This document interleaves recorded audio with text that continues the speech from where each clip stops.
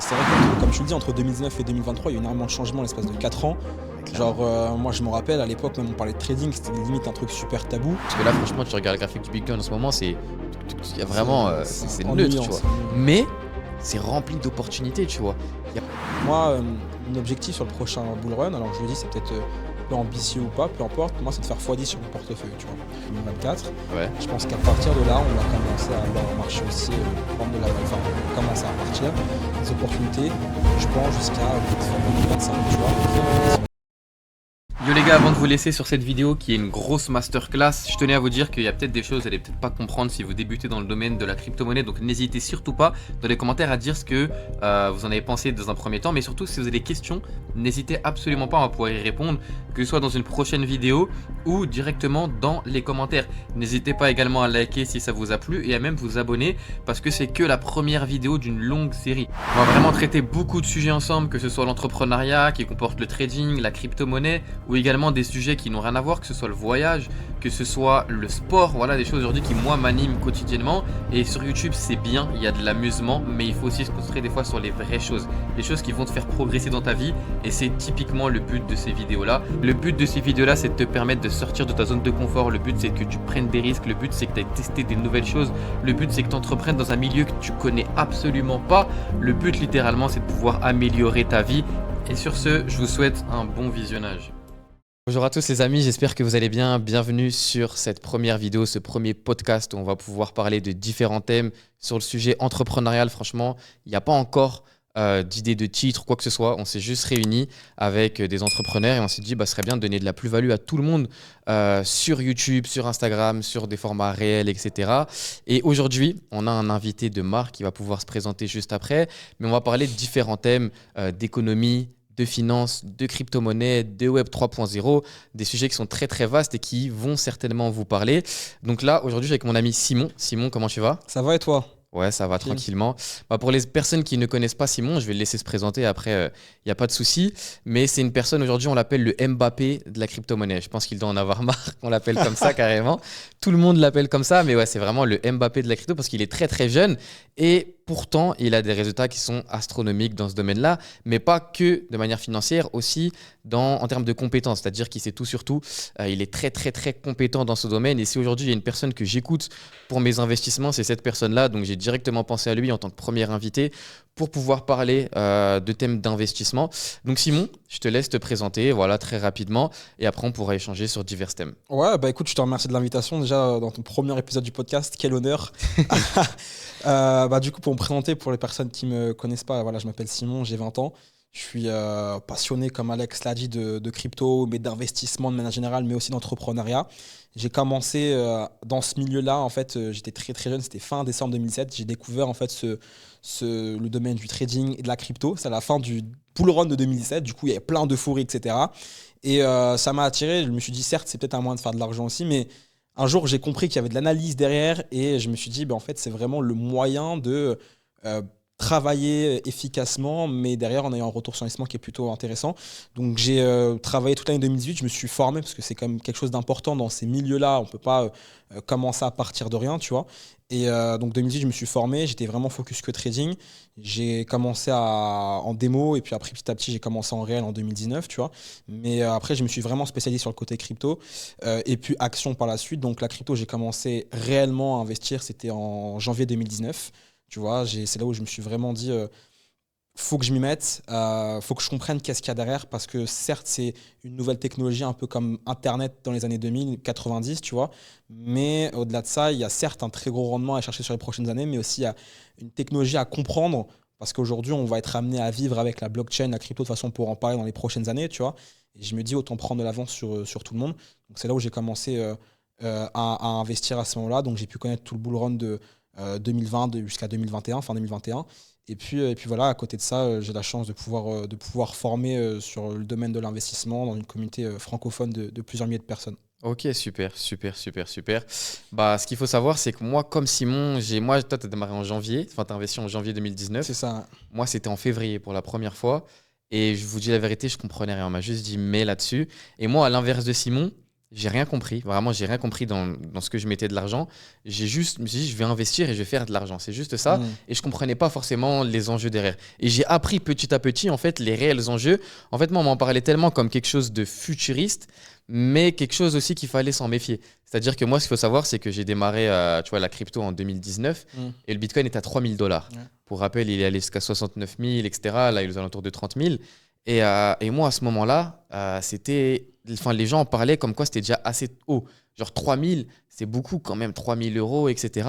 Si on savait à ce moment-là ce que ça pouvait apporter, ce que ça allait réellement apporter, genre, faut se comprendre que dans nos têtes, à ce moment-là, il n'y avait pas d'Elon Musk qui parlait du Bitcoin, il n'y avait pas la possibilité d'acheter du Bitcoin aussi simplement que maintenant. C'était quelque chose, on va dire, on voyait ça un peu comme une secte, la secte des crypto-monnaies.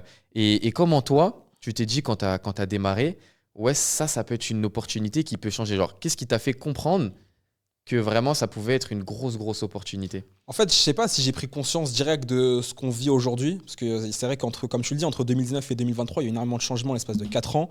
Ouais, Genre, moi, je me rappelle, à l'époque, même on parlait de trading, c'était limite un truc super tabou. Et la dernière fois, c'était il y a un an, je me baladais sur les quais de Rouen, et il y avait des appartements, dont un qui était grand ouvert, et en fait, tu vois l'intérieur, et en gros, c'était une grosse télé, et le gars était sur TradingView, enfin, en train de faire du trading. Et je me suis dit, c'est vraiment tellement démocratisé, je trouve ça vraiment incroyable. Donc ouais, c'est vraiment intéressant. Après, moi, comment j'ai su, je t'avoue que j'ai pas forcément compris, enfin, j'ai compris l'impact que ça allait pouvoir avoir, mais sans forcément comprendre à l'instant T. Genre, je me suis dit, c'est intéressant. Pour moi, ça mérite de creuser le sujet, tu vois. Ouais. Et au final, après, ça a pris l'ampleur que ça a pris. Ça aurait pu tellement flop hein, si j'étais parti peut-être sur d'autres sujets ou autres. Mais voilà, j'ai pas forcément compris comment ça allait se développer dans ces années-là actuellement avec, voilà, tu le disais, Elon Musk, Tesla qui achète du Bitcoin, MicroStrategy, BlackRock, etc. Tout ce qu'on voit aujourd'hui, tu vois. Ouais. Mais je me suis dit, ouais, il y a peut-être quelque chose à faire. En fait, et je t'avoue que bon, à l'époque, moi, j'ai commencé à m'intéresser à la crypto. J'avais 16 ans, tu vois. Et à ce moment-là, tu penses beaucoup argent. Tu penses pas Ouais, c'est clair. à bulle quelque chose, entrepreneuriat et tout. Tu penses Ouais. argent, à faire de l'argent. Et du coup, je me suis dit, bah, putain, j'ai vu un peu les performances, genre 2007. Tu regardes le Ripple qui a fait un fois 377, j'avais vu ça il n'y a pas très longtemps en 2007. Je me suis dit, mais attends, mais si moi je fais ça avec mon argent et tout, et que j'arrive à créer une stratégie, à monter, je me suis dit, putain, je peux empocher le pactole. Et puis après, tu sais, plus tu grandis, plus tu prends de la maturité, et tu te dis, bah, en fait, il y a vraiment quelque chose derrière. Certes, tu fais de l'argent, mais tu es aussi là pour accompagner une nouvelle technologie qui se lance, créer des projets, lancer des trucs, etc. Tu vois. Ouais, je comprends totalement. Bah moi, quand j'ai démarré tout ça, c'était que l'aspect argent, vraiment. Et je faisais une chose que maintenant, ça ne fonctionnerait certainement pas, mais c'est le fait d'investir au pif. C'est-à-dire que j'étais sur Coinbase, pour vous dire carrément, et j'investissais sur tout ce qu'il y avait. Parce qu'en fait, Coinbase, il y avait genre 20 actifs. Il y avait Ethereum, Bitcoin, il y avait Litecoin, etc. Et moi, j'investissais sur tout. Et j'avais des rendements automatiques, en fait. Parce que moi, je gagnais pas beaucoup d'argent à ce moment-là. J'étais encore salarié. Enfin, j'étais même en alternance. Et j'investissais une fois par mois des sommes un petit peu par-ci, par-là. Et c'est super drôle parce que ma mère voyait en fait les virements arriver enfin, partir du coup de mon compte en banque. Et elle pensait que c'était du casino. Et genre, elle m'a dit, elle a appelé ma banque. Elle a demandé à bloquer les virements parce qu'elle pensait que je mettais de l'argent au casino, que je perdais et que chaque mois je remettais. Et super drôle, petite anecdote, genre quand il est monté et que ça commençait à passer aux infos, tu vois, quand vraiment ça, Elon Musk il en a acheté avec Tesla, etc. T'as vu maman ce que tu m'as fait rater comme opportunité? Bon, bien entendu, j'allais pas non plus je voulais lui faire comprendre que j'étais en avance sur tout ça, tu vois.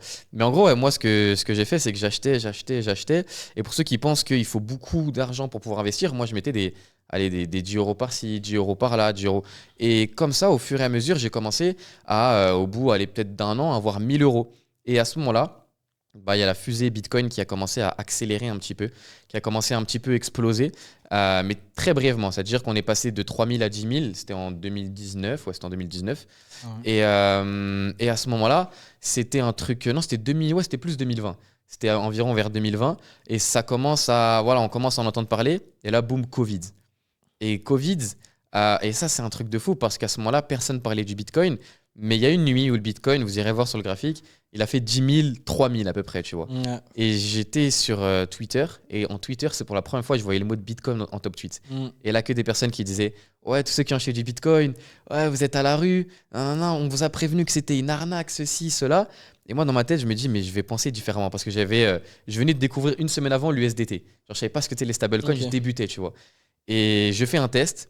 et je retire mon argent que j'ai en crypto, sachant que le Bitcoin avait monté, donc j'avais réussi à faire quand même pas mal. Pas énormément, mais pour moi, à ce moment-là, c'était pas mal. Et je mets tout en USDT. Et comme par hasard, une semaine ou 2 semaines après, le Bitcoin, il chute. Il fait l'une des plus Ah, t'as grosses chutes. anticipé le mouvement J'ai pas anticipé du tout, c'était au pif, tu vois. Au pif, putain. Vraiment, je voulais tester USDT. Je Ouais. sais. Moi, je vais pas dire au pif, j'avais vu une épaule tête épaule, pour ceux qui Ouais. connaissent rien, bref. Ça veut rien dire, entre guillemets, on va pas se mentir. Mais je me suis dit, vas-y, pourquoi pas, peut-être que ça va baisser.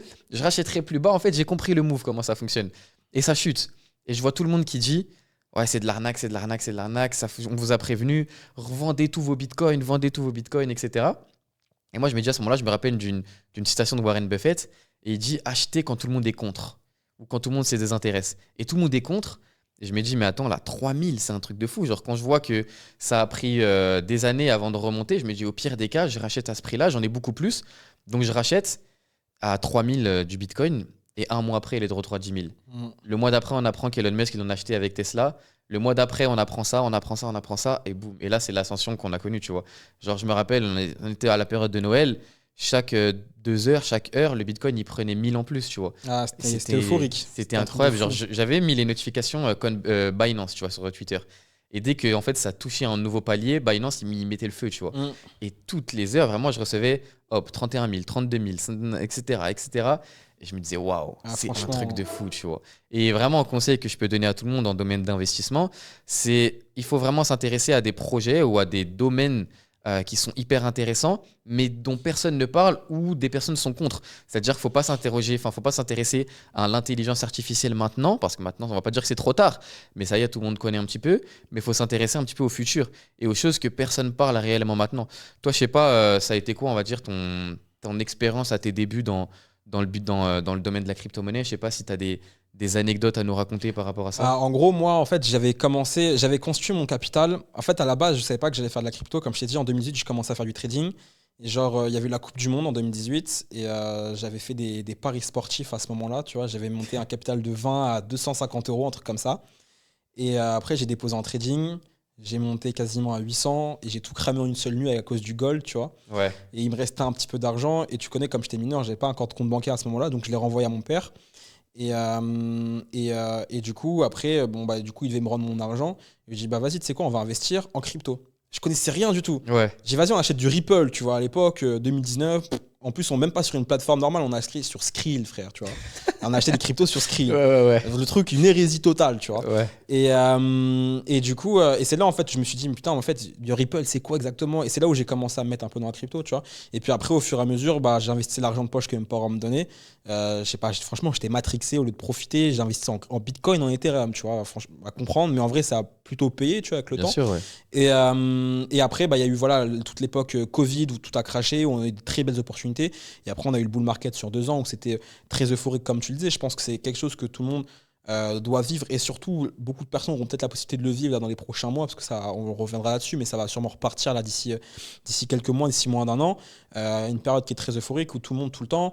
Et il faut faire attention voilà, à pas se faire piéger par l'euphorie globale où tout le monde va se dire bon, on achète tous ces cryptos-là, alors qu'au final, c'est peut-être pas la vraie opportunité, comme tu disais, d'aller dans des secteurs qui sont émergents. Mais je pense que ça, c'est un travail qui est, je dirais pas compliqué, mais qui résulte de compétences qui sont solides, tu vois, de déterminer des secteurs qui vont émerger, qui sont pas encore vraiment leaders maintenant, tu vois, mais qui vont exploser dans quelques mois. Et il y en a plein aujourd'hui des secteurs comme ça, tu vois. Pour en donner un, par exemple, le zero knowledge proof, tout ce qui va concerner la blockchain avec beaucoup plus d'anonymat, etc. Notamment ZK5 et tous ces protocoles-là. Je pense que c'est vraiment quelque chose qu'il faut miser dans le futur. Et tu as très peu de gens qui en parlent. Et c'est tout le temps la même chose, tu vois, quand tu as quelque chose qui est une opportunité qui est très intéressante, tu as souvent très peu de personnes, ce qu'on appelle les early adopters, tu vois, les personnes qui sont là avant tout le monde, qui vont en parler. Par contre, quand tout va exploser, quand le truc il aurait déjà fait x10, c'est là où tout le monde va dire ouais, c'est le nouvel Eldorado, alors qu'au final, peut-être les performances elles vont faire x2, x3 maximum. Et après, c'est là où ça va se retourner et tout le monde va se faire avoir, entre guillemets. Donc, c'est important d'avoir ce timing-là, je pense, tu vois, de se dire il faut que j'arrive au bon moment, il faut que j'arrive à sortir au bon moment. Tu vois. C'est quelque chose pas de très compliqué, mais il faut quand même connaître un peu le marché de la crypto. Et c'est comme ça qu'au final, tu arrives à faire de l'argent. Parce que moi, j'ai vu pas mal de personnes en bull market. Et moi-même, tu vois, je me rappelle en mai 2021, le marché, il avait monté pendant 4 mois, 5 mois non-stop. Et là, c'était le premier mois où ça a craché, mais un truc de fou. Et je me rappelle, à cette époque-là, j'avais ouvert mon CoinStat où je visualisais toutes mes cryptos et je prenais une perte de 5 chiffres en l'espace de 24 heures, tu vois. Ouais, Et c'est là où je me suis dit, waouh, putain, en fait, si je vends pas, l'argent, il n'est pas à moi, tu vois. c'est clair. Ouais. Et là, j'ai gambergé. Et en fait, c'est à ce moment-là aussi que je me suis détaché de l'argent. Parce qu'aujourd'hui, je regarde quasiment plus mon portefeuille crypto, ni mon portefeuille action, ni Ouais. mes comptes en général, tu vois. C'est là où je me suis détaché de ça. Et j'ai compris qu'il fallait vendre. Et j'ai vu plein de personnes, alors pas que je connais personnellement, mais de connaissances ou d'amis qui sont passés de zéro en crypto. Ils ont tapé le million en l'espace sur le bull market avec la DeFi, etc. Et parce qu'ils ont fait des mauvais choix, manque de psychologie, ils n'ont pas su vendre au bon moment, ils sont retournés quasiment à zéro, tu vois, à 3-4 chiffres. Ouais, Donc c'est en vrai, c'est super important de savoir vendre au bon moment. Je pense que c'est c'est ça clair. qui crée ta richesse réelle, tu vois, et pas Ouais. virtuelle. Ouais, moi, je suis d'accord avec toi. J'ai investi au bon moment en crypto-monnaie, mais j'ai pas vendu au bon moment. Sinon, tu vois. Et j'aurais réinvesti au bon moment. Ah, Bon, après, on n'est pas Madame Irma, tu vois. ah, de On peut fou. pas non plus prévoir à la précision vraiment ce qu'il faut, mais je pense vraiment qu'il faut un plan, tu vois. Mm. Un plan d'entrée, un plan de sortie à chaque fois. Et moi, mon problème que j'ai eu dans ce premier bull market que j'ai vécu, c'était pas le premier, mais moi que j'ai vécu, c'est que j'avais pas de plan de sortie, tu vois. Ouais, J'avais que des plans d'entrée. Et moi, plus je gagnais, plus je voulais réinvestir. Alors que je pense que plus tu dois gagner, plus tu dois penser à sortir. c'est ça. Et c'est ça le problème que moi j'ai eu dans l'investissement en général. Bon, là, je suis pas broke, hein, j'ai pu retirer. Voilà, je suis pas non plus à sec, tu vois ce que je veux dire. J'ai quand même réussi à sauvegarder une bonne partie. Mais quand même, tu vois. Et surtout, ce qui est intéressant, c'est que pendant les phases, on va dire, d'accumulation en crypto ou même dans n'importe quel marché, c'est le moment où ça s'appelle pas accumulation pour rien, tu vois. Le marché, il accumule, mais toi aussi, tu dois accumuler, tu vois. Tu dois réinvestir, tu peux mettre en stablecoin, tu peux mettre dans plein de choses, une valeur qui ne va pas forcément bouger. Mais quand il y a un bon moment d'acheter, t'achètes, tu vois. Mm. Et je pense que c'est ça qui est intéressant. Mais en gros, pour revenir au sujet de base, je pense qu'on a eu tous les deux, au début, la phase où justement, on comprenait pas trop la crypto, mais on a fait de l'argent. Ensuite, il y a eu la phase où on a découvert en fait la face cachée de l'iceberg, on va dire. On a vraiment compris à quoi ça servait, notamment, tu en as parlé tout à l'heure, la DeFi, tu vois, le Web 3.0, toutes ces choses-là. Donc, pour les personnes qui connaissent pas forcément cette face cachée de l'iceberg, explique rapidement ce que c'est la DeFi, voilà, la finance décentralisée pour les personnes qui ne connaisseraient pas. Ouais, bah, la finance décentralisée, c'est un peu, pour expliquer très simplement, parce que ça peut paraître un peu complexe, c'est vraiment en fait les services financiers qu'on a dans le monde classique d'aujourd'hui, mais qui sont décentralisés. La blockchain, tu vois, c'est vraiment et les cryptos, la volonté de décentraliser tous les systèmes qu'on connaît actuellement, le fait qu'il n'y ait pas d'intermédiaire en fait, tu vois. Ouais. Et genre un truc qui est très connu en DeFi, c'est les prêts, les emprunts décentralisés.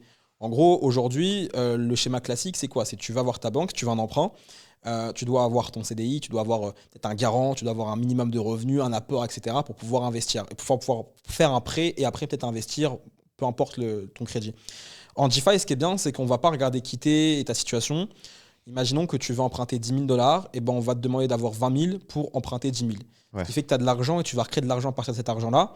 Et en fait, automatiquement, si tu veux, ça va créer justement ton plafond, à comment tu dois rembourser, ton taux d'intérêt. Tout va se baser avec l'offre et la demande du marché, en fait, tu vois. Et ça qui est intéressant, c'est qu'aujourd'hui, les frais sont beaucoup moindres pour emprunter. Si toi, justement, tu veux donner ton argent un peu comme un livret A, pour que d'autres empruntent, c'est le système de la finance aujourd'hui, tu vois. Ouais. Les taux d'intérêt, tu es beaucoup mieux rémunéré en DeFi qu'en banque. Tu veux emprunter, les frais sont beaucoup moins. Donc en fait, tu as beaucoup d'avantages au niveau financier, au niveau de transparence, parce que tu sais exactement qu'est-ce que ton argent fait en temps réel. Tu vois, avec la blockchain, tu peux tout tracer sur des sites, etc. Et voilà, donc en fait, c'est plusieurs avantages qui font qu'aujourd'hui, beaucoup de personnes se tournent de plus en plus vers la DeFi pour pouvoir sortir un peu du système bancaire qui commence de plus en plus à couler. Et surtout, on y reviendra, je pense, après, mais avec les monnaies numériques de banque centrale qui arrivent, tu vois. Aujourd'hui, la crypto, la DeFi, ce sont des options réelles et sérieuses pour pouvoir combler et solutionner le problème qui va arriver avec les CBDC, tu vois. Ouais, exact. Exact. Moi, ce qu'il faut savoir, c'est que j'ai connu la DeFi avec les shitcoins, tu vois. Genre vraiment, ça a été, pour moi, c'est vraiment ce qui a démocratisé, on va dire, la finance décentralisée. Bon, même si c'est pas vraiment le bon exemple, là, je parle pour moi. Mais quand il y a eu le Shiba, tu vois, qui est sorti, et que franchement, moi, le Shiba, je l'ai vu, mais il n'y a rien, tu vois. Genre, il y a un... Non, c'est pas... Oui, c'est le Shiba, c'est le Shiba. Et je vois le tueur du Dogecoin et tout, je me dis, bon, c'est une blague, tu vois. Je mets Je me 20 rappelle. euros. Ouais, et Sur ton j'étais l'un canal des... Telegram. Ouais, sur mon canal. Ouais, putain, je me rappelle. J'ai été l'un des premiers à en parler, et parce que le collègue d'un pote à moi lui en a parlé. Genre vraiment un truc à la con, tu vois. et je mets 20 euros, tu vois. Et en l'espace de 2 semaines, même pas une semaine, le truc se transforme en 200 euros. Et là, je Putain, me dis, putain, je remets 200 euros. Et là, ça remonte. et là, en l'espace d'une semaine, ça a pété. Genre, il y a comment il s'appelle? Il y a Elon Musk, il en jouait beaucoup. Je sais pas Mm. pourquoi il en jouait beaucoup. Il mettait des photos de Shiba, mais il mettait pas des photos du Dogecoin. Là, il parlait vraiment du Shiba, tu vois. Et ça a fait péter. Et là, au moment où tout le monde pensait que ça allait s'arrêter, boum, Binance le liste, Coinbase le Ça liste, a continué. Crypto.com le liste, et là, laisse tomber, tu vois. Et après, il redescend, et il remonte après encore plus haut. Et là, c'est à ces moments-là où j'ai compris qu'il fallait sortir. Parce que moi, je suis pas sorti forcément à 100%. Ouais. Et j'ai vu des mecs qui ont touché des sommes astronomiques, tu vois, 7 chiffres avec ça. Notamment le gars qui m'en a parlé. Et il est pas Putain. sorti, tu vois. Il est redescendu Et il est redescendu. à beaucoup au plus bas? Oh ouais, il est redescendu au plus bas. Putain. Mais après, il a eu de la chance. Il a eu une deuxième chance où c'est remonté. Ouais. Mais je crois qu'il a toujours pas compris parce qu'il est pas sorti Ah, non plus. putain. Il a pas sorti entièrement tout. Il a sorti une partie, mais il a pas sorti entièrement tout. Donc ouais, pour moi, c'est comme ça que j'ai découvert MetaMask, que j'ai découvert voilà tous les wallets décentralisés, on va dire. Mais moi, j'ai une question pour toi aujourd'hui. C'est quoi tu conseillerais aux gens de rester sur des exchanges type Binance, Coinbase, etc. ou vraiment full décentralisé, full MetaMask, etc. Mm. Bah, tout dépend du niveau de chacun. Moi, je pense que quand on commence dans la crypto, il ne faut pas brûler les étapes parce que c'est quand même assez compliqué à prendre en main, même les exchanges ou autres. Bon, après, c'est compliqué pour certaines personnes. Il y a des personnes qui n'ont pas envie d'apprendre, tu vois, qui vont tout le temps demander ah, c'est comment que ça marche, tout, tu vois, Ouais, ces gens-là. Et tu en as d'autres qui sont plus autodidactes et qui vont comprendre comment fonctionnent les exchanges. Mais je pense qu'on commence avec leur premier dizaine d'euros, première centaine d'euros, peu importe, même milliers pour certains. Tu dois passer par des exchanges classiques du type Binance, Kraken, Coinbase, enfin peu importe tous ceux qui existent, tu vois. Et puis après, quand ton niveau va commencer à évoluer, que tu vas comprendre plus de choses, et surtout tu vas comprendre qu'il y a des opportunités autre part qu'en spot sur Binance, bah là tu peux aller vers du MetaMask, tu vois. C'est comme ça que moi j'ai commencé, genre je faisais du DCA au tout début sur Bitcoin, Ethereum, ça a pris un peu de valeur. Après j'ai eu la chance de pouvoir avoir du capital qui arrive, j'ai eu la chance de commencer à aller sur MetaMask, et j'avais fait une transaction sur Uniswap en août 2020, ouais. et j'ai eu la chance d'être éligible au airdrop de Uniswap Ah un ouais. mois après. Et Putain. j'avais pris 2000 balles, tu vois. Et donc mon capital, il avait encore plus monté, etc. Et puis après, j'ai eu des opportunités en spot, mais également en DeFi, tu vois. Et comme tu le disais, c'est aussi une. Donc moi, j'ai pu se présenter comme la technologie en elle-même, mais c'est aussi un lieu où on va avoir plein d'opportunités. Donc c'est vrai qu'il faut bien distinguer les deux choses et surtout distinguer son risque, tu vois. Genre, si toi, tu es prêt à tout perdre et vraiment littéralement tout perdre pour tout gagner, bah, c'est vrai que la DeFi, c'est peut-être quelque chose qui va correspondre à quelqu'un. Si vraiment on est plus dans une approche un peu plus soft ou autre, bah, c'est vrai que là, avec le spot sur les exchanges, on peut être plutôt pas mal. Et en gros, pour la petite anecdote, moi j'ai eu un peu les nerfs parce que moi j'ai vu tous les shitcoins, etc. Et moi j'étais toujours dans une optique de me dire, moi je vais investir que sur des projets de ouf en fondamental. Ouais. Genre les shitcoins, laisse tomber, ça n'a pas la place dans mon portefeuille, tu vois. Ouais. J'ai loupé plein d'opportunités. Bon, j'ai quand même profité du bull run et j'ai quand même fait de très belles performances, tu vois, durant c'était un gros 1 an et demi. Et fin 2021, j'ai un de mes amis sur Rouen, big up à toi si tu écoutes le podcast, qui m'envoie un message et tout, on se capte. Il me dit, ouais, je suis en train de lancer un projet en crypto, nanana. Je fais, comment ça, tu lances un projet? Et en fait, il commençait dans la DeFi à lancer des projets, ce qu'on appelait à l'époque, c'était toute la hype sur Avalanche et sur Phantom qu'il y avait à la Ouais. fin du bull run, les play to earn, il lançait ça. Et là, je suis arrivé dans le côté un peu obscur de la crypto, où en gros, il y avait des performances tous les jours. Genre, à un moment donné, je me rappelle que j'avais fait un 600% en l'espace de 12 heures, tu vois, sur une crypto. Je voyais des trucs qui popaient, qui faisaient des plus 1200%, des plus 5000% ici, par là. Et en fait, c'est là où j'ai compris que en crypto, il faut enfin, peu importe comment tu avances, tu vois, à un moment donné, tu vas forcément arriver à un niveau de compétence beaucoup plus haut que comme tu as commencé. Tu vas découvrir de nouvelles choses et surtout, tu vas découvrir qu'il y a de l'argent là où tu ne penses pas qu'il y a. Ouais. Et surtout, bah, j'ai découvert qu'en DeFi, c'est là où il y avait énormément d'argent à faire, où il y avait énormément de flux de liquidités qui étaient sur le marché et qu'en fait, bon, quand tu sais appréhender ce marché-là, et bah, c'est là où tu dis que tes performances elles peuvent être décuplées si tu sais bien t'y prendre. Et c'est pour ça qu'on parle beaucoup de risque. Tu vois, moi, il y a une phrase que j'aime beaucoup dire, c'est high risk, high reward. Tu vois, Ouais. c'est genre si t'es pas prêt à risquer beaucoup, t'es pas prêt à gagner beaucoup. Inversement, moi, ma logique un peu en crypto, je l'ai déjà dit, c'est le HLM ou le Palace, tu vois, comme Nino dit, dans l'album Comme Prévu, qui est un de ses meilleurs albums au passage. Moi, c'est ça, moi, je suis prêt à, entre guillemets, à tout perdre pour tout gagner. Et donc, c'est pour ça que je vais m'aventurer aussi dans ces milieux un peu obscurs, entre guillemets, pour le grand public, qui est la DeFi, Ouais. là où il y a toutes les opportunités, les shitcoins, les trucs un peu Ponzi, etc. C'est là où il y a des opportunités, mais c'est là aussi où on peut perdre beaucoup d'argent. Donc, il faut vraiment calculer ça en fonction de son niveau, de ses compétences, mais surtout de son risque, tu vois. Ouais. Moi, je pars vraiment du principe que il faut que tu aies un portefeuille qui soit géré dans le sens où Bitcoin, Ethereum, etc., voilà, les cryptos qui sont dans le top, c'est là où tu vas avoir le plus d'argent. Et ensuite, derrière, c'est là où tu vas mettre le moins d'argent parce qu'il y a le plus de risques, tu vois. Moi, je suis vraiment dans un portefeuille sensé, tu vois. Flemme de demain, je me réveille, il n'y a plus rien, tout a disparu. Parce qu'il y a aussi beaucoup sur les wallets décentralisés, des hacks, tu vois. Et il suffit juste que tu te connectes sur le mauvais site par inadvertance, bah c'est fini, tu n'as plus rien, tu vois. Ton portefeuille, il est vidé. Ça peut aller vite, ouais. Ça peut aller très, très vite. Donc, c'est pour ça que moi, on m'a souvent dit, ouais, mais frérot, Binance, regarde ce qui s'est passé avec FTX, tout a fermé, les gens ont perdu leurs fonds. D'ailleurs, les gens sont en train de récupérer leurs fonds pour le coup. Mais regarde, ça peut arriver à tout le monde. Et même, je vois beaucoup de gens qui disent not your wallet, not your Cli, not your money. En gros, si c'est sur des exchanges, c'est pas à toi. Mais moi, je pars du principe que si demain, tu as un exchange avec. Enfin, t'es pas sur un exchange, mais tu as tout ton argent sur un MetaMask, ça peut être dangereux dans le sens où tu te connectes à un mauvais wallet, tu te connectes à un mauvais site ou quoi. Ça peut être compliqué, tu vois. Pour ça que moi, je pense que la solution ultime, en vrai, à arriver à un certain cap, c'est la Ledger, tu vois. Ouais. Genre, la Ledger, si tu coffres tes cryptos là-dedans, tu es quasiment sûr, 99% de chances pas de faire hacker. Ouais. Récemment, j'étais en week-end en sud de la France et j'ai reçu un message d'une personne qui s'est fait hacker sa Ledger. J'ai pas compris comment et je vous avoue pas avoir encore compris. Le gars, je crois, il a porté plainte et tout, donc il est en enquête, etc. Mais je pense que c'est des très rares cas, tu vois. Ouais, c'est rare. Ouais. Et puis voilà. Après, il faut comprendre que quand tu mets tes fonds sur Binance, c'est comme si tu mettais dans une banque, tu vois. Ouais, c'est la même chose. Aujourd'hui, Binance ils sont certifiés PSAN en France, mais ils n'ont pas l'agrément, ils ont l'enregistrement. Au moins, ils peuvent faire des pubs en France. Bref, ils ont une activité un cadre légal en France, tu vois. Donc, ouais.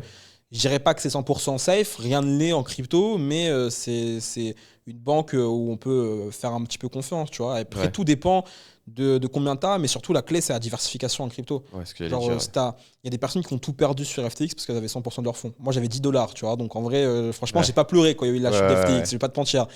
Mais ouais, tu vois, ne mets pas tous tes œufs dans le même panier. Ça vaut pour les cryptos quand tu investis en bull market. Genre, ça sert à rien d'avoir, pour moi, 100% de ton capital sur une seule crypto.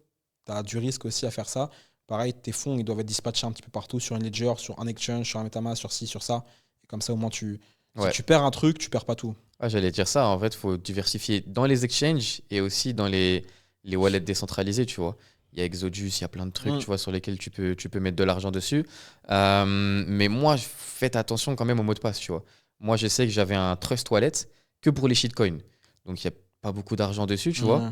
Mais j'ai perdu les mots de passe. Ah ouais. Genre, je l'ai créé en vite fait, tac, tac, tac, pour acheter des shitcoins. Je pensais pas que j'allais vraiment m'y intéresser à fond dessus.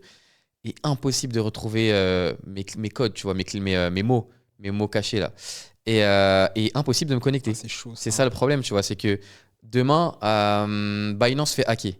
Tu perds ton argent, Binance te rend ton argent. Parce que en gros, tu es couvert et ils vont justement, comme tu as mis leur argent chez eux, à part si tout le monde se fait voler leur argent, mais c'est impossible. Ouais, mais les FTX, hacks, ça arrive, tu vois. Si demain, c'est pas de ta faute. Si c'est de ta faute parce que tu as laissé traîner ton mot de passe et c'est ouvert sur l'ordi de ton CDI, tu as laissé ton wallet ouvert, ça c'est de ta faute. Tu vois, tu vas pas te faire rembourser.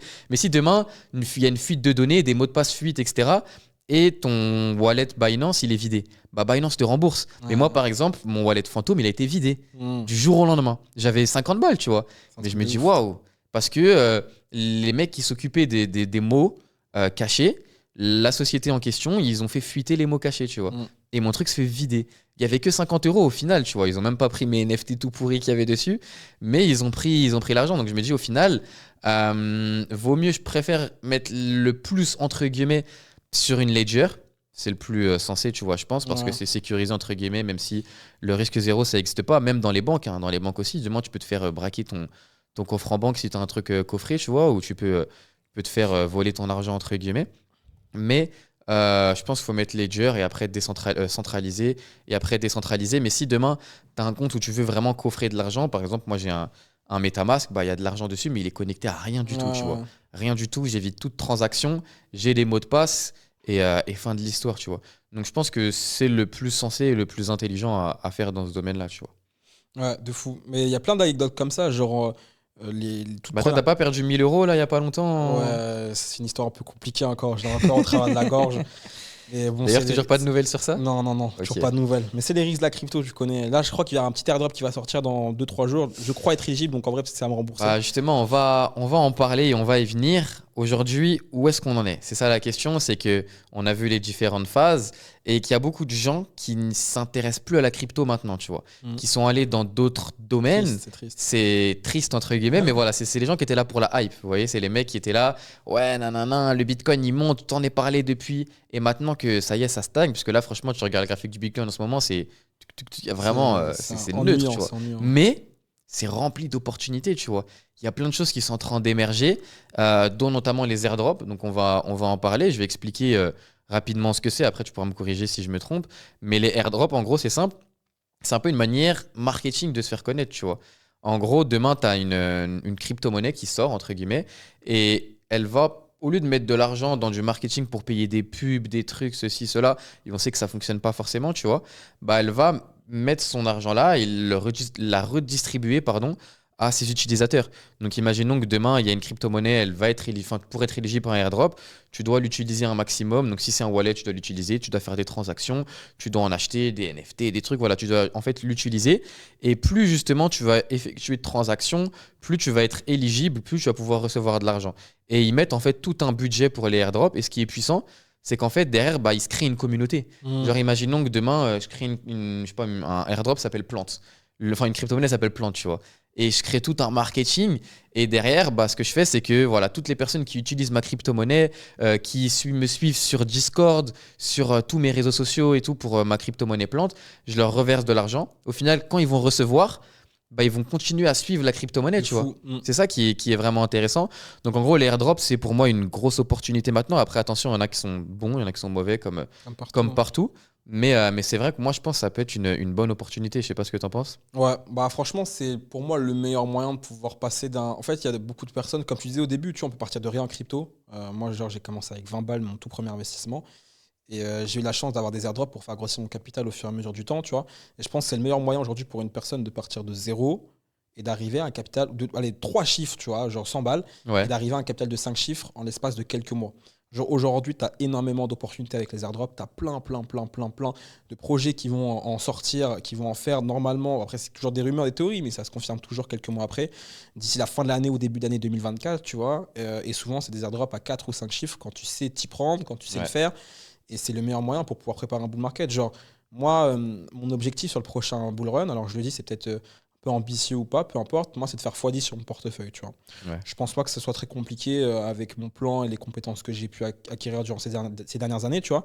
Mais genre, je me dis que là, je vais minimum avoir 2 airdrops à critère maximum, donc allocation maximum, plus de 5 chiffres. Ouais. Je me dis que c'est 5 chiffres sur un airdrop, il se transforme en 6 minimum, tu Bah vois. oui, Fois avant 2, de. Ouais. etc., plus mon capital. Donc en vrai, c'est vraiment life changer, si tu veux, vraiment Ouais. pour pouvoir performer en crypto. Et c'est pas très compliqué. Aujourd'hui, tu regardes les gens, c'est des flemmards partout, tu vois. Genre, tu disais, aujourd'hui, on est dans un moment qui est creux en crypto, mais qui est décisif pour préparer les prochains mois, tu vois. Et les mêmes personnes qui disaient, ouais, faut acheter du Bitcoin quand il était à 50, 60 000 $, c'est des personnes qui aujourd'hui crachent un peu sur cet écosystème-là, qui c'est Exact, fini, et qui reviendront pareil au plus haut et qui feront au final jamais d'argent. Parce que c'est une mentalité, tu vois, en fait, en vrai. Ouais. Et ces personnes-là ne comprennent pas forcément le timing qu'il y a. Et donc aujourd'hui, voilà, ça passe aussi par les airdrops pour pouvoir créer son capital et préparer les 2 prochaines années, le bull run Ouais. qui arrive, tu vois. Bah ça, c'est ce qu'on appelle les opportunistes, tu vois. C'est les mecs qui seront là quand ça va péter. Et quand demain, bah, il y a moins de hype, forcément, ils seront ailleurs. Mais c'est des gens qui sont toujours en retard. Les opportunistes, c'est des gens qui arrivent toujours en retard. Et au final, c'est ceux qui perdent le plus d'argent, tu vois. Ils sont attirés que par la hype de quelque chose, que par le fait de faire de l'argent, faire de l'argent, faire de l'argent. Et quand ils voient les autres en faire, bah, au lieu de leur demander comment ils ont fait pour prendre des conseils, ils vont foncer dedans et ils vont FOMO, tu vois. Ils vont avoir la Ouais. peur de rater une opportunité. Ils vont rentrer tête baissée, tu vois. Mais ouais, moi, je pense que commencer le bull run avec déjà 6 chiffres ou 5 chiffres, avec l'airdrop, c'est balèze, tu vois. Ah, de fou. C'est vraiment une grosse opportunité à pas manquer. Et franchement, si j'ai un conseil à vous donner, c'est vous renseigner. En gros, il y a tout qui est disponible sur Internet, sur YouTube. Il y a plein de YouTubeurs qui en parlent. Mais si vous regardez, c'est ceux qui feront le moins de vues, tu vois. Alors que tu as des mecs qui te parlent de trucs pas forcément intéressants et de futilité. Et ils vont faire des millions et des millions de vues. C'est ça le problème aujourd'hui de l'être humain. Mais vraiment, renseignez-vous sur les airdrops qui vont arriver. Parce que je pense que vraiment, si tu es éligible à un airdrop, et même des fois, il suffit juste de faire quelques petits trucs et tu peux recevoir genre même 2 chiffres ou 3 chiffres comme ça, tu vois, pour quelques transactions réalisées, tu vois. C'est ça qui est vraiment balèze. Donc voilà par rapport à ça. Je sais pas si toi, tu avais déjà peut-être des airdrops à donner aux gens sur lesquels ils pourraient pencher. Bah, pour moi, un des plus intéressants et sur lequel je mise beaucoup, c'est l'airdrop de ZK5. Ouais. Tu vois, qui va normalement sortir entre février et mars 2024.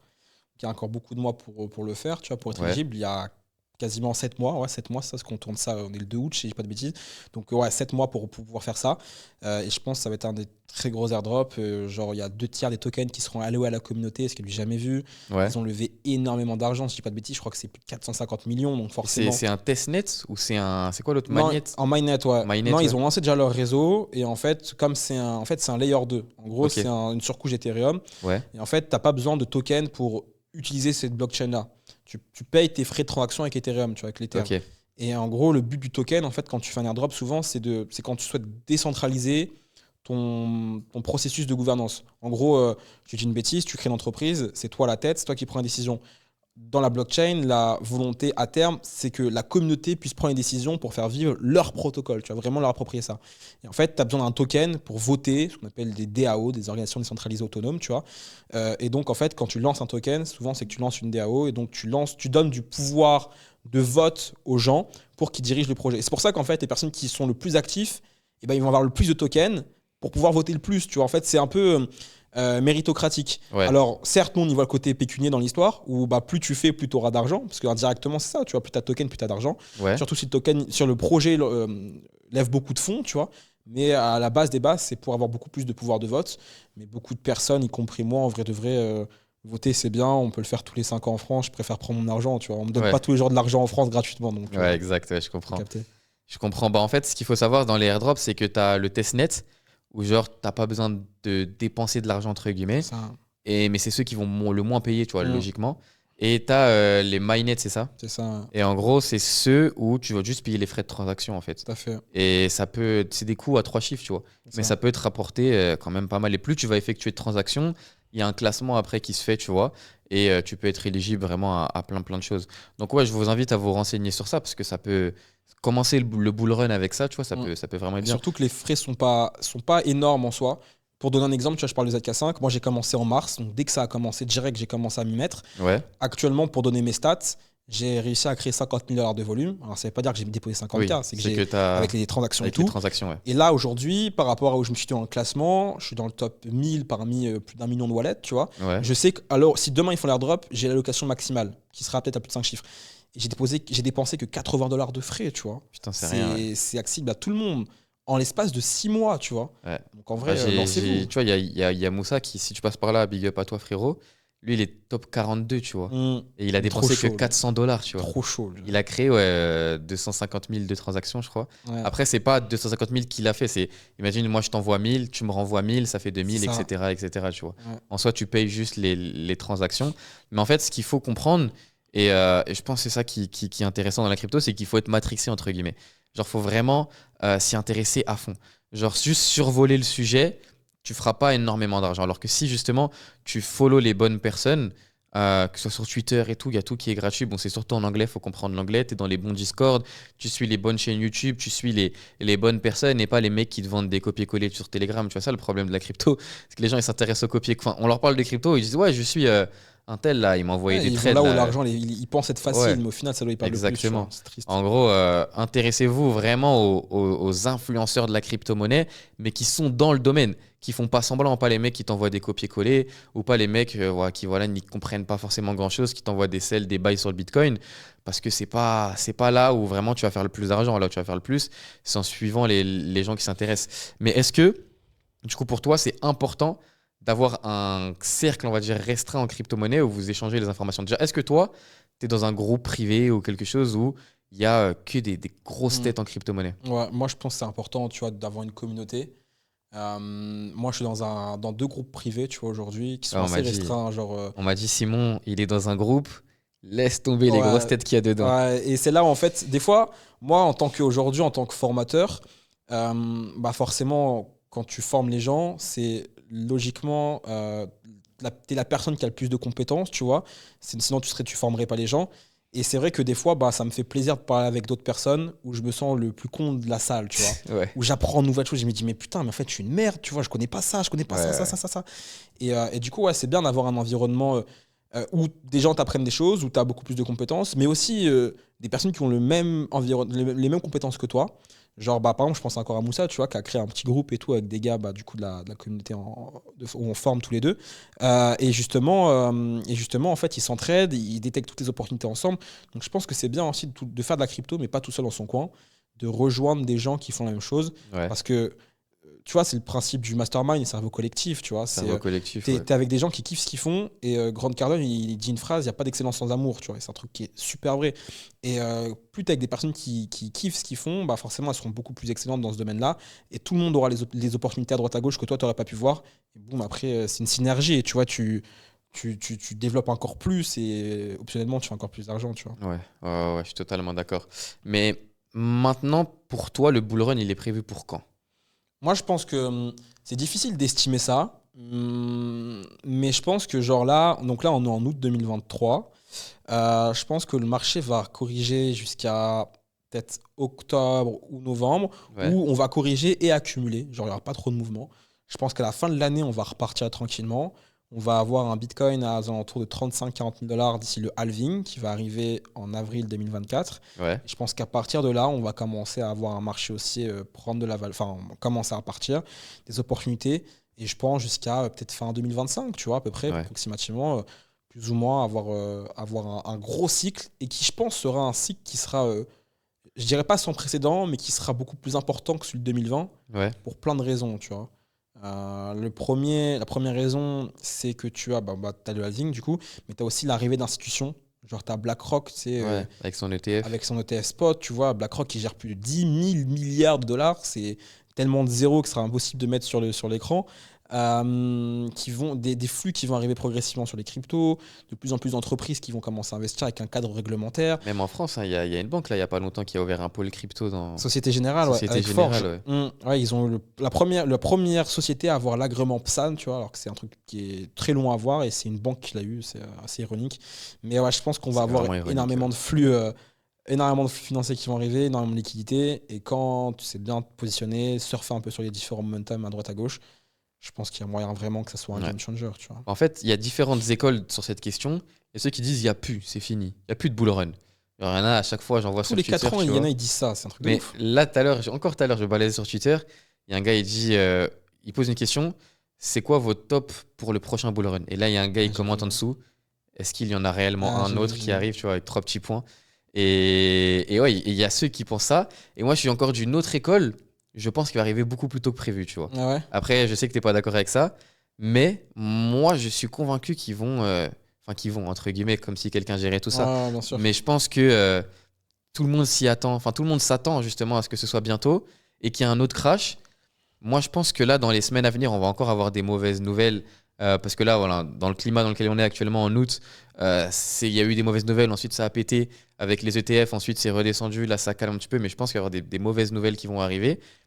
Et ensuite, je pense que là, avec les airdrops qui vont sortir tous un par un, je pense que ça va officiellement lancer le bull run. Mais ça va pas, boum, ça va pas péter comme ça. Tu vois, demain, Ouais, le Bitcoin n'est pas tranquillement. 60 000. Je pense que ça va être un bull run qui va être beaucoup plus long. Parce que si on remarque au fur et à mesure des années, je sais pas si je pourrais mettre un graphique sur le marché, sur la vidéo, mais en gros, le premier bull run, il a fait ça. Bah, quand tu regardes en daily ou en weekly sur le graphique, c'est quelques bougies qui, boum, qui explosent, tu vois. Le second bull run était un peu plus long, tu vois, quand même. Un peu, beaucoup plus long. Il a duré quelques mois et c'est des plus grosses bougies. Donc là, je me dis maintenant, je pense que le prochain, parce que forcément, c'est logique. À chaque fois, il y a le halving, donc il y a de moins en moins de bitcoins qui sont émis sur les marchés. Voilà, sur d'autres crypto-monnaies, c'est la même chose. Je me dis, c'est logique, tu vois. Je pense qu'il va être beaucoup plus long, mais je pense qu'il va commencer bientôt, tu vois. Je pense qu'il va. Enfin, je Ok. pense que ça va berner tout le monde. Intéressant. Et ça va couper en fait l'herbe sous le pied à tout le monde. Genre tout le monde s'attend à ce qu'il descende. Il y en a qui voient le Bitcoin à 10 000 avant de repartir, tu vois. Il y en a qui sont. Ouais, Je respecte, je vais rien dire, on va rien dire. Mais il y en a qui le voient à 10K, d'autres à 7K parce qu'il y a de la liquidité. Bref, peu importe, on verra. Seulement l'avenir nous le dira. Je respecte la vie de tout le monde, il n'y a pas de souci. Mais je pense que ça va couper l'herbe sous le pied à tout le monde et ça va partir d'un coup, tu vois. Donc ouais, à voir. Mais quoi qu'il arrive, il y a des opportunités. Et ça qui est intéressant avec. Le domaine de la crypto, c'est qu'au fur et à mesure des années, on a vu des choses passer, tu vois. Il y a eu les shitcoins, il y a eu les nouveaux tokens, il y a eu la hype des NFT, là, il y a les airdrops. En fait, toujours quelque chose qui va relancer le système, tu vois. narrative, ouais. Et moi, j'ai remarqué, quand le marché des crypto-monnaies vraiment explosé dans tous les sens et que tout le monde faisait que ça, le marché du Forex, c'était tellement, mais tellement, tellement lent, tu vois. Je me suis demandé, enfin, je pense que c'est corrélé, tu vois. Je me suis jamais posé la question parce que moi, je suis trader Forex et c'était hyper lent, tu vois. Et maintenant que la crypto, c'est très lent, le marché du Forex, Plus là, on a d'action. beaucoup plus de volatilité, tu vois. C'est intéressant. Moi, j'ai eu la chance, en fait, au tout début, tu vois, quand je disais en 2018, je me suis formé un petit peu à droite à gauche. J'ai eu la chance de faire la connaissance d'un gars qui s'appelle Rodolphe Stéphan, qui est un ancien trader en banque, etc., qui est aujourd'hui voilà, un trader professionnel.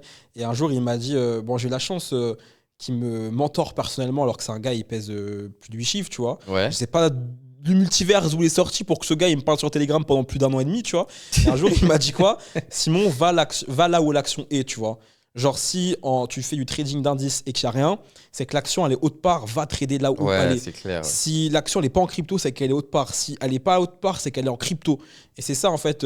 Je pense que c'est certes bien d'avoir une spécialité sur les marchés quand on investit, mais je pense que c'est bien aussi d'être couteau suisse. Après, Ouais, pas exact. forcément à l'instant T. Tu dois te spécialiser et après te diversifier, comme partout, tu vois, en vrai. Parce qu'en vrai, il y a une phrase que j'aime beaucoup, c'est quand tu te spécialises dans quelque chose, c'est là où tu crées ton net worth, donc ta richesse, ton patrimoine. Et après, quand tu te diversifies, c'est là où tu vas en fait le sécuriser et le faire fructifier dans le long terme, tu vois. Ouais. Et c'est la même chose quand tu investis dans les marchés. Et donc ouais, devenir un couteau suisse, à savoir trader un peu les indices, le forex, même si le trader c'est un métier en vrai de vrai, tu vois, c'est des compétences qui sont Ouais, c'est un vrai totalement business, différentes ouais. que d'investir en crypto ou en bourse haute. Mais je pense que c'est bien à terme de se diversifier pour sauter d'action en action et au final rester tout le temps proactif sur ce marché et ne pas se laisser avoir par oh putain, il n'y a rien, c'est ennuyant, bon bah si j'allais faire autre chose, nanana, et au final on se défocus totalement. C'est ce que les gens ils font durant un bear market, ils sortent de la crypto. C'est les premiers dégoûtés quand le marché il refait un pump de 30%. Ah putain, j'étais pas au bon moment et au final ils loupent des points d'entrée qui sont incroyables parce que le Ouais, exact. timing c'est important de fou en crypto. Même Ouais, partout le exact. timing. Exact. Mais ouais, moi, je suis 100% d'accord avec ça. Ce qu'il faut comprendre, c'est que ce domaine-là, c'est un business plus qu'autre chose, tu vois. Mm. Il faut comprendre que, à part Bitcoin, qui n'a pas de structure officielle, tu vois, qui s'autogère, Ethereum, c'est une société, toutes les crypto-monnaies sont des sociétés, et il faut penser comme une société, tu vois. Il y a pas mal de gens, notamment, voilà, l'autre jour, je parlais avec des mecs qui travaillent, enfin, qui étudient dans la finance, tu vois, Ok. et qui me disaient, mais ça sert à rien, la crypto-monnaie. C'est inutile. Pourquoi j'investirais dessus, tu vois? Mm. Et c'est des mecs qui me prenaient un peu de haut, tu vois. Ouais. Et ils me disent, je dis, ça. mais les gars, vous dites n'importe quoi. Et je dis, vas-y, cite-moi des cryptos. Ils m'ont cité quelques-unes, tu vois. Je dis, mais vous maîtrisez même pas le sujet de base. Genre, c'est quoi une blockchain aussi aujourd'hui? Qu'est-ce que tu peux pas faire? Il n'y a pas que de la crypto-monnaie dans ce domaine-là. Tu peux appeler avec la blockchain, tu vois. Tu peux envoyer des mails via blockchain. Tu peux faire plein de trucs. Il n'y a pas que la crypto-monnaie. Et il faut comprendre que c'est une finance qui n'a rien à voir avec la finance qu'on connaît actuellement. C'est quelque chose de tout nouveau. Mm. Les gens veulent comparer avec ce qu'il y a dans notre société actuelle. Ouais, mais regarde, moi j'ai une banque. Pourquoi j'irais mettre mon argent de la banque en crypto-monnaie? Mais parce que ça n'a aucun. C'est pas Ça n'a lié rien les à deux, voir, tu vois. ouais, ouais. C'est un nouveau milieu. C'est une nouvelle finance qui s'ouvre au monde. Et les gens veulent pas comprendre. Et tu vois, et ces mecs-là, ils avaient du mal à comprendre, tu vois. Ils disaient, ouais, mais tu sais à qui tu parles? Moi j'ai fait 4 ans de finance. Ouais, c'est des À ouf. tel, et ouais, je dis, mais frérot, ça n'a rien à voir avec ce que tu connais de base, tu vois. Ouais. Et comme par hasard, c'est à ce moment-là où tu avais la banque, là, je sais plus, c'est Société Générale, c'est ça? Ouais. Qui avait justement été agréée pour pouvoir être éligible à pouvoir fournir des services dans le domaine des Mm. crypto-monnaies. Je dis, regarde, tu t'es formé en finance et tout, mais les mecs qui vont potentiellement t'embaucher dans quelques années, eux-mêmes sont dans ce domaine-là, tu vois. Donc, intéresse-toi-y réellement. Et c'est ça réellement, je pense, qui va faire en sorte que dans quelques années, les gens vont comprendre. Et je pense que c'est intéressant aussi que pas tout le monde s'y intéresse. Mm. Parce que moi, je sais que quand le Bitcoin était tout au-dessus, quand il était à des points incroyables, tout le monde s'y intéressait. Et c'était là le problème, c'est que ça fait peur, tu vois. Quand tout le monde s'y intéresse, c'est que ça commence à créer une bulle. Ouais. Et maintenant que c'est descendu, tu vois, moi j'ai quelqu'un de proche à moi, tu vois, qui s'y intéressait, mais vraiment beaucoup, qui fumait toutes les vidéos de tout le monde, etc. Et quand ça a chuté, il a perdu de l'argent forcément. Et il m'a crié à l'arnaque, tu vois. Il m'a dit, c'est une Ouais. arnaque, ça sert à rien. Il me dit, mais concrètement, à quoi ça sert? Genre, ça sert à quoi? Et parce qu'il compare avec le monde maintenant. Il dit, moi, demain, j'investis sur Apple. Je sais que voilà, ça fait des téléphones. Je sais pourquoi j'investis. Mais demain, j'investis sur Mm. Ethereum. Pourquoi j'investis? Ça fait quoi? Et c'est là le problème des gens. Et c'est pour ça qu'il y a Ils une comprennent barrière, pas, en tu vois. fait. Ils comprennent pas cette nouvelle technologie. Mais c'est normal, je pense que c'est la démocratisation, l'adoption, ça va arriver dans certains. Et en fait, je pense que même c'est bien, tu vois, qu'il y a des gens qui pensent comme ça.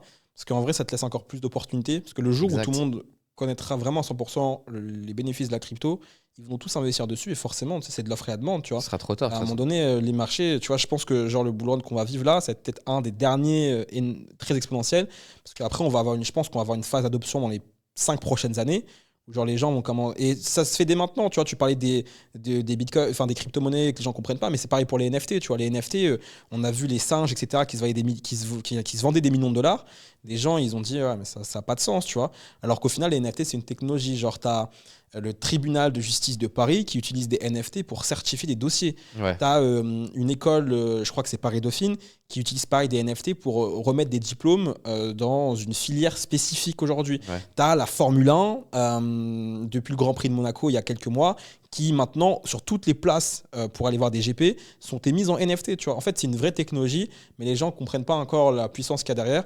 Et même, j'ai envie de te dire tant mieux, parce qu'un jour, l'adoption, la démocratisation, elle va arriver, mais que ça prenne le plus de temps possible, parce que c'est là où on aura encore des opportunités pour les personnes qui sont dedans. Tu vois. C'est ça, c'est que la crypto, c'est pas, enfin la blockchain, le domaine, c'est pas juste voilà ce qu'on connaît réellement. Il y a beaucoup plus de choses. Pour moi, les NFT avec les singes et tout, c'est, on va pas dire la même chose que les shitcoins ou quoi, mais c'est un des aspects qui a démocratisé les NFT, mais ça a un réel aspect derrière, tu vois.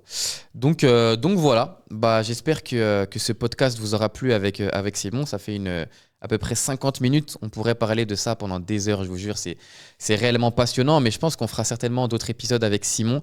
En tout cas, n'hésitez pas à me dire en commentaire ce que vous en avez pensé. N'hésitez pas à débattre avec nous, nous poser des questions pour qu'on puisse y répondre dans un prochain épisode. Nous dire aussi également qui est-ce que vous aimeriez que j'invite pour pouvoir l'interviewer ou échanger avec lui sur différents thèmes entrepreneurial, crypto-monnaie, voyage, business, lifestyle, tout ce que vous voulez. On va pouvoir faire de très très grandes choses sur cette chaîne. En tout cas, merci à vous d'avoir écouté. Envoyez cette vidéo à Asher, comme ça il regarde et donne son avis dans les commentaires. Les frérots. Et après on l'invite. Asher, si tu m'entends, on veut t'inviter ici. Bon, merci à vous d'avoir écouté jusqu'au bout. Merci à Simon Merci à toi. d'être venu et on se dit à très bientôt. Carré ou pas? Ouais, c'est bien. Hein. Ouais, c'est carré. C'est passé vite. Ça passe trop vite la vie. Ça fait 50 minutes là. Ça fait 50 minutes pile. Putain.